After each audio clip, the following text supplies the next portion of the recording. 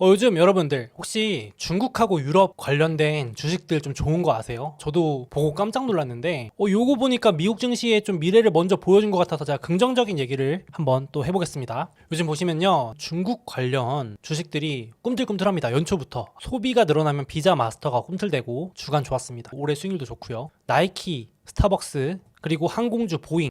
보잉 이번 주 13% 올랐습니다. 보잉뿐만 아니라 델타, 유나이티드, 아메리카네어 이런 주들이 두 자릿수, 한 자릿수 후반 다 올랐어요. 이게 이제 중국인들이 움직인다는 기대가 큰 거죠. 화장품, 에스티로더, 디즈니, 나이키, 중국 소비 노출이 많은 주식들, 이런 주식들 좀 꿈틀대고 있어요. 연초부터. 요거 좀 얘기해 보려고 하는데, 보잉 제가 지난주에 이거 보여드렸는데 그동안 코로나 때문에 기업들도 미뤘지만 더 이상 미룰 수 없기 때문에 항공기 주문도 본격화되면서 올해부터 보잉이 흑자 전환입니다. 적자였다가 흑자 전환될 때 주식의 상승세가 강할 수 있고, 또 중국도 도와주기 때문에 리오프닝, 진짜 리오프닝이거든요. 이제는 맨날 리오프닝 얘기만 했었는데 진짜 30개월 만에, 정확히 34개월 만에 리오프닝이 시작되기 때문에 요게 좀 기대감이 붙는 것 같아요. 그래서 이게 월간 차트인데 대형 W자 모양이 나오고 있습니다. 나쁘지 않습니다. 그래서 이것도 한번 보시면 좋겠고, 물론 제가 뒤에서 말씀드릴 거지만 침체가 강하게 온다, 중국 소비가 생각보다 약하다 그러면 다시 내려갈 수 있겠지만, 이 정도면 거의 장기 바닥 구간 아닌가 싶을 정도의 반의 반토막 나 있습니다. 지금도.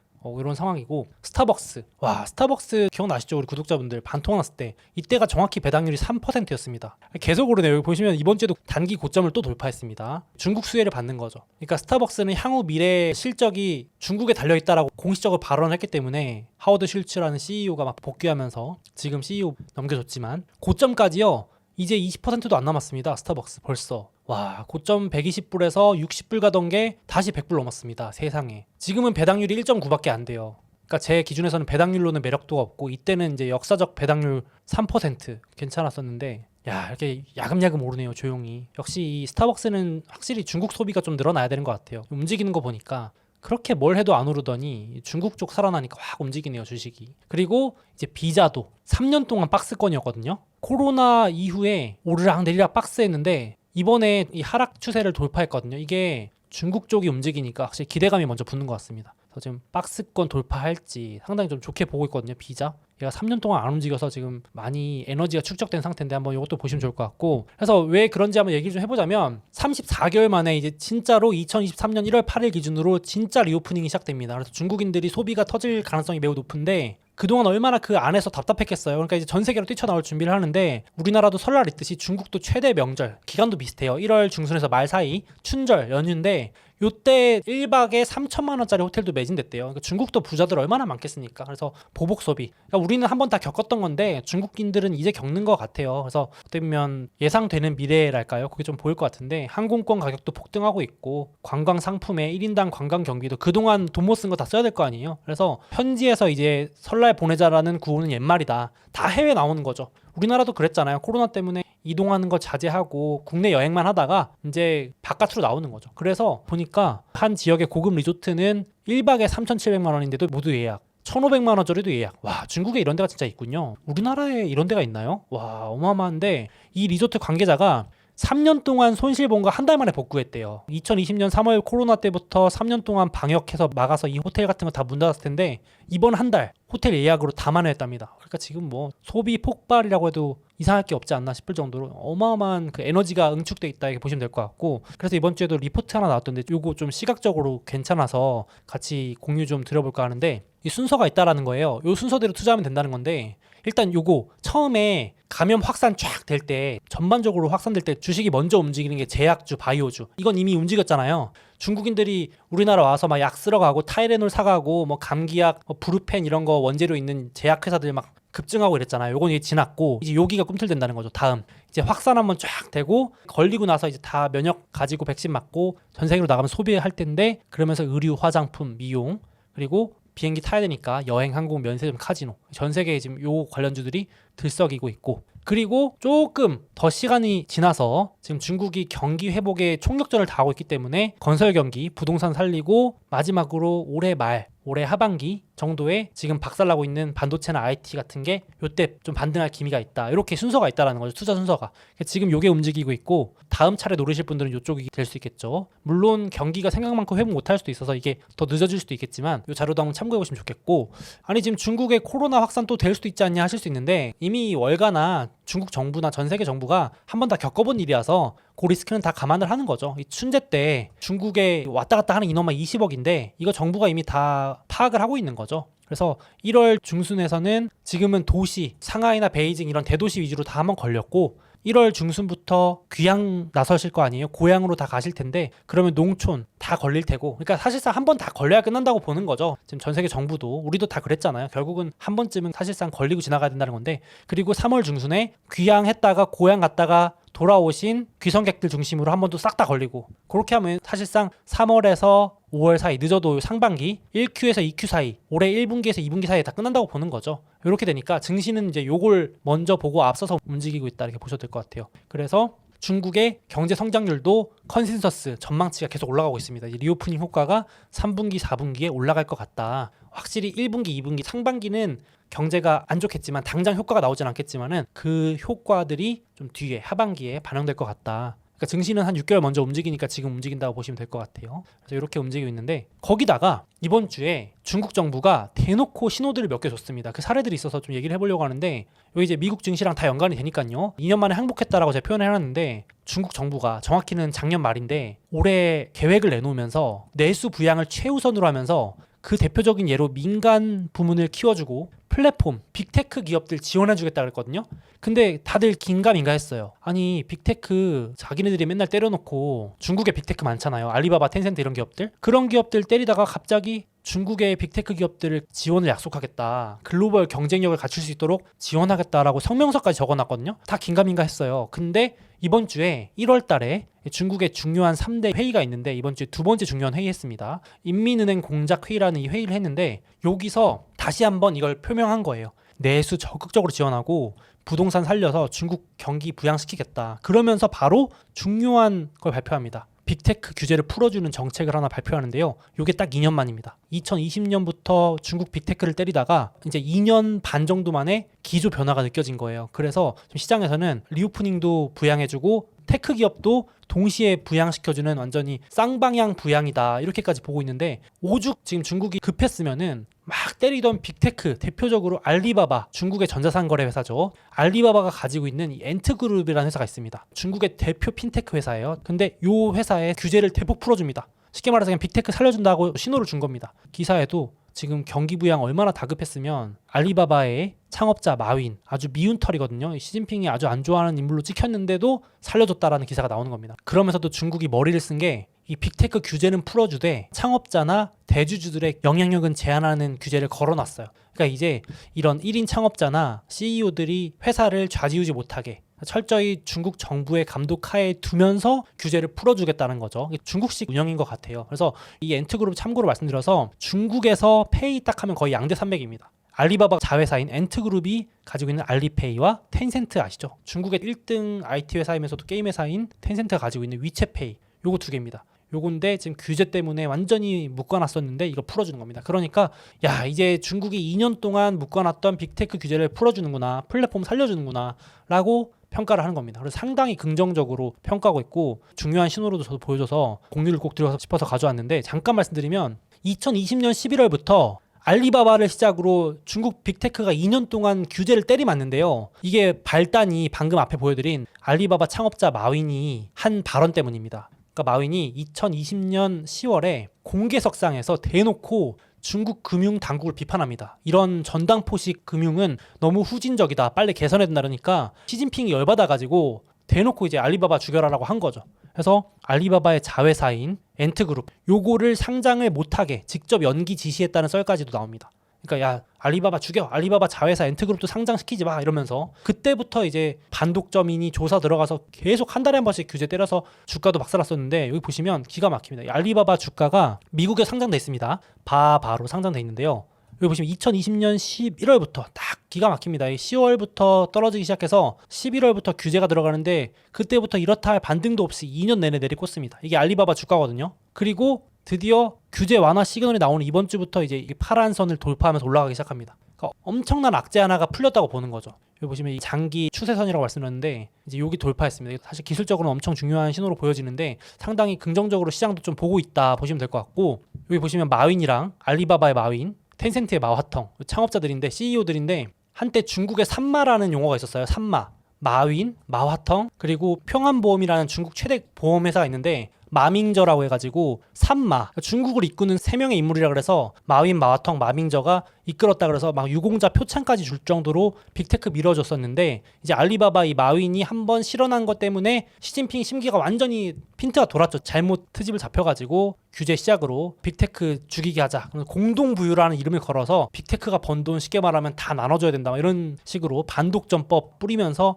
텐센트도 힘들게 하고, 중국판 배달의 민족도 반독점 규제, 중국판 우버라고 불리는 공유경제, 이런 걸 다 그냥 때려버립니다. 반독점 하면서 34개의 빅테크를 다 말 그대로 정말 박살내버리고요. 그걸로도 성이 안 찼는데 2021년 9월에는 텐센트와 네디즈 이런 게임 회사들의 대못을 박아버립니다. 그게 뭐냐면 온라인 게임 시간 제한. 이 시진핑이 2021년 9월에 뭐라 그러냐면은 게임은 정신적인 마약이다. 어떤 분위기인지 아시겠죠? 세상에 중국의 텐센트가 게임 회사인데, 게임 덕분에 커온 회사인데 게임을 못하게 죽여버리는 거죠. 어느 정도까지였냐면 2021년부터 중국 청소년들 평일에 게임하지 말라고 진짜 그랬습니다. 평일에 하지 말고 주말에 딱 1시간만 해라, 이런 정도로 초강수 둬서 중국 게임에서 텐센트 그러니까 당연히 박살났겠죠. 그리고 한국도 게임 강국인데 중국에 수출해야 되는데 허가 하나도 안 내주고 박살냈었는데 올해 들어서 게임 서비스 대거 허가해주는 겁니다. 그러니까 지금 알리바바 살려주죠, 텐센트 살려주죠, 중국의 양대 테크 기업들 다 살려주는 초강수, 2년 만에 압박 풀어주는 신호들이 강력하게 나오고 있습니다. 그래서 지금 최근 2년 동안 중국 게임 시장이 역성장할 정도로 안 좋았고 2년 동안 게임 허가도 없습니다. 얼마나 지금 중국 정부가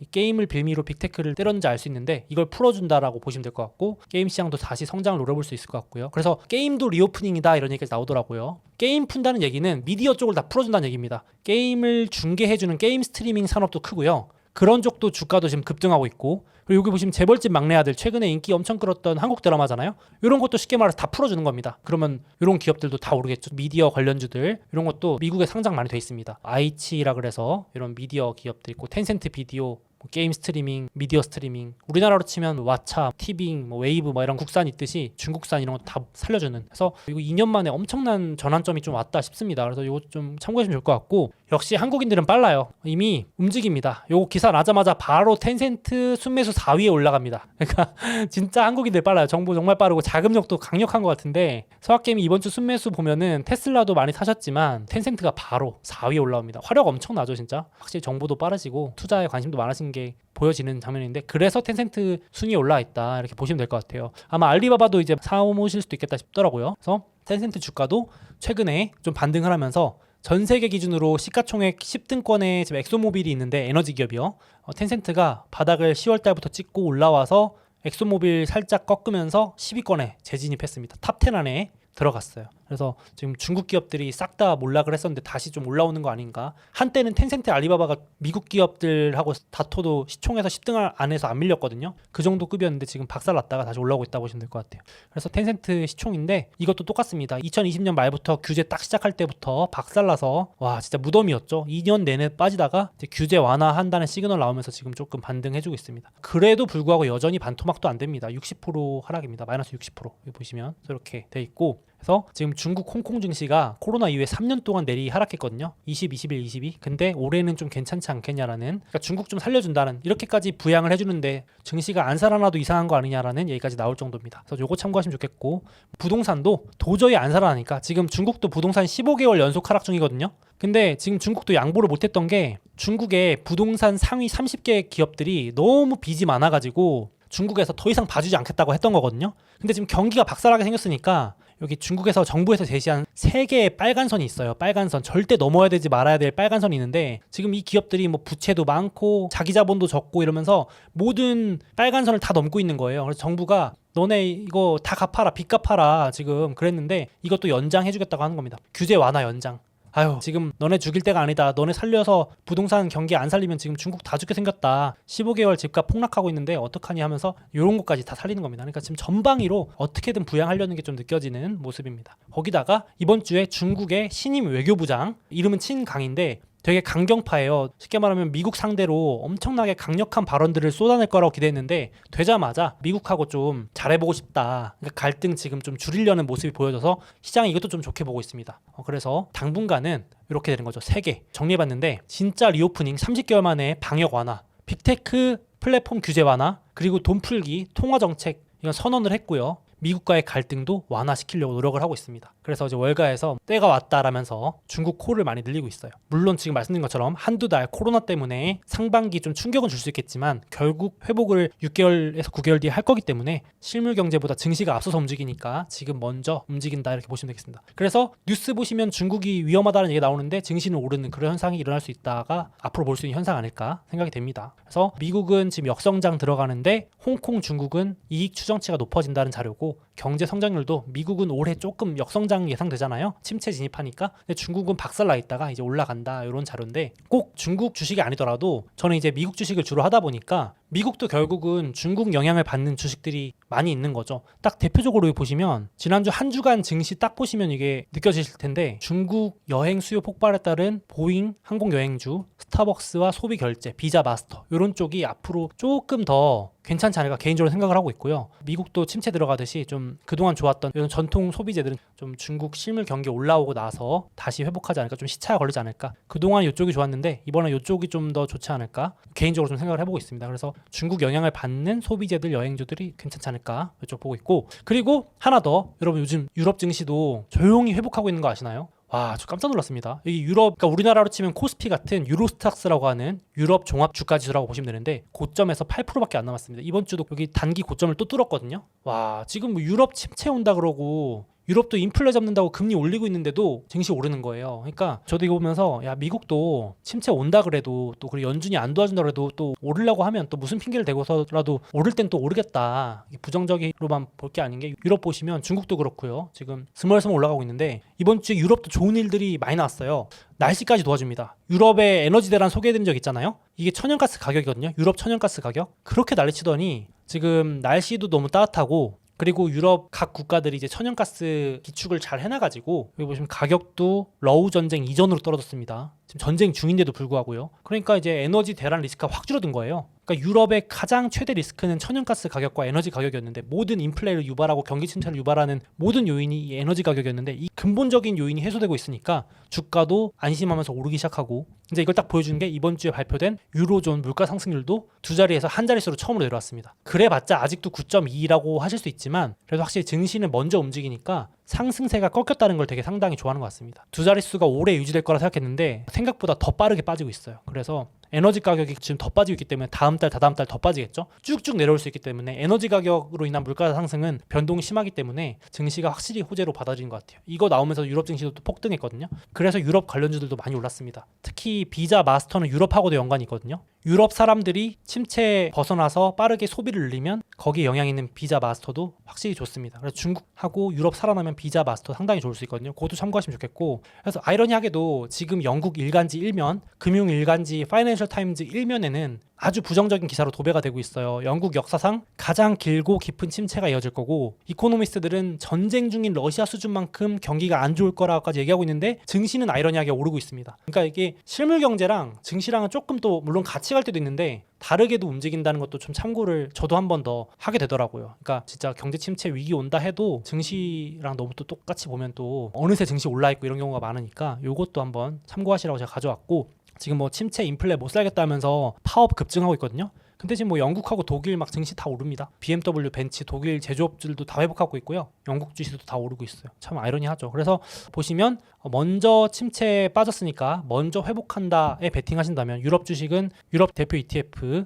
VGK가 있습니다. 그러니까 지금 연초부터 미국보다도 유럽, 중국 증시가 더 앞서 나가고 있거든요. 작년까지는 미국이 더 좋았고 쉽게 말하면. 그래서 올해 만약에 미국이 아닌 미국 외의 국가들이 좋다 하시면 이 ETF들을 활용하시는 것도 방법입니다. 뱅가드 수수료가 제일 저렴한 유럽 ETF도 다우 지수랑 같이 움직일 정도로 이렇게 강력한 모습이고요. 저 같은 경우는 사실상 유럽 주식에 투자하고 있는 셈인데 ASML을 들고 있어요. 저는 반도체 1등 장비 ASML이라고 있습니다. 미국에도 상장돼 있어요. 그래서 저 투자하고 있는데 이 기업도 보시면 이렇게 상승 하락세는 좀 멈춘 느낌이 좀 나죠. 그래서 유럽 지수랑도 같이 움직여서 유럽 증시 좋으면 얘도 좋습니다. 물론 반도체 업황이 좀 안 좋다 하실 수도 있겠지만 길게 봤을 때 또 저는 이제 모아갈 수 있는 주식 중 하나로 또 이렇게 유럽 주식에 노출하고 싶다면 이것도 하나의 방법이 될 수 있고요. 그리고 앞서 말씀드렸지만 중국도 3년 내리 하락 꽂다가 정확히 2년 정도 됩니다. 3년 차 이제 처음으로 상승세를 한번 노려보고 있어서 홍콩 증시. 근데 저는 중국 증시는 변동성이 너무 심해가지고 사실 직접 투자하는 건 좀 꺼려하긴 하는데 그래도 좀 하이리스크를 해보고 싶다 하시면 이것도 방법이 될 수 있고요. 중국 ETF, 홍콩 ETF. 정확히는 홍콩에 상장된 중국 주식들인데 대표 주식들이 모여있기 때문에 이게 제일 거래량도 활발하고 금액이 큰 대표 ETF입니다. 그리고 제가 앞서 말씀드린 것처럼 알리바바, 결국은 중국 대표 주식은 알리바바 텐센트이기 때문에 미국에 상장되어 있는 알리바바도 있습니다. 보시면 이렇게 빼꼼 고개를 들고 있습니다. 그리고 참고로 앞서 말씀드렸듯이 중국의 대표 핀테크 회사 알리페이를 가지고 있는 엔트그룹이 계획대로면 올해 하반기에 상장을 할 수도 있습니다. 지금 중국 정부가 손을 내밀고 있기 때문에 여기 텐센트랑 알리바바에 손 내밀고 있기 때문에 요 호재를 빌미 삼아서 알리바바가 모회사기 때문에 엔트그룹을 가지고 있기 때문에 요거 빌미 삼아서 주가에 좀 탄력을 받을 수 있습니다. 이게 엔트그룹 몸값이 장난이 아니거든요. 이게 그때도 IPO 대장주였는데 빅테크 규제 이후에 썩 들어갔다가 지금 다시 규제가 풀리면 요 기대감에도 조금 알리바바도 같이 움직일 수 있겠습니다. 그래서 참고하시면 좋겠고, 저는 그래도 아무리 그래도 유럽이랑 홍콩 이런 거 뭐 싫어요 하시는 분들은 역시 저도 좀 미국 주식을 선호하는 편인데 요 관련주들 제가 앞서 보여드린 것처럼 중국과 유럽 회복에 결국은 영향을 받는 여기 다 글로벌 주식들입니다. 결국은 전 세계 경기에 영향을 안 받을 수 없는데 비자 마스터 올해 좀 기대를 한번 저는 해보려고 하고 있고 스타벅스도 좋고 나이키도 좋고 보잉 근데 지금 최근에 좀 급등하긴 해가지고 근데 저는 좋게 보고 있고 흑자 전환 나중에 이제 배당도 줄 것 같아요. 빠르면 올해 경기 침체가 오면 조금 리스크가 있는데 내년 정도면 배당도 주지 않을까 혼자 기대를 좀 해보고 있습니다. 그래서 요거 참고하시면 좋겠고요. 제가 꾸준히 한번 팔로우 해보겠습니다. 그래서 비자 하락 트렌드 돌파 시도, 보잉도 장기 바닥 형성, 스타벅스는 뭐 벌써 회복하고 있어서 이거 좀 말씀드리기 좀 그렇지만 계속 올라갈 것 같고 그렇습니다. 그럼에도 불구하고 우리 리스크 관리를 해야 되니까 미국발 침체가 이제 덮쳐올 수 있는데 그건 증시 전반적인 리스크니까요. 그래서 요거는 같이 알고 계셔야 될 전반적 리스크로 미국발 침체 혹은 생각보다 중국 경기가 설레발 친 거였다. 별로 강하지도 않다.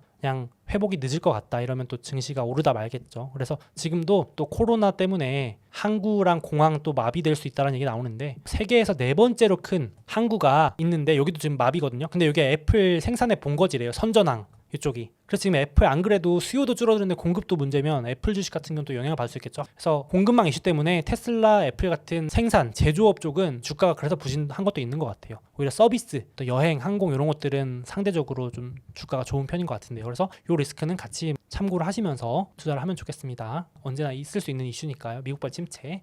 그리고 제가 이렇게 매주 월간 캘린더 주요 일정들 정리해서 공유 드리고 있는데요. 아무래도 그냥 보고 넘어가면 또 잊어먹기 쉽더라고요. 그래서 저 같은 경우도 정말 중요한 내용 같은 경우는 꼭 시간을 내서 다이어리나 캘린더에 적어놓는 편인데 그러면 투자할 때 도움이 많이 되더라고요. 그래서 같이 한번 기록을 해봤으면 좋겠고 또 제가 만든 실물 스테디 다이어리 새해 맞아서 10% 할인하고 있으니까 여기 아래 주소 방문하셔서 실물 다이어리 한번 구경해 보시는 것도 좋을 것 같습니다.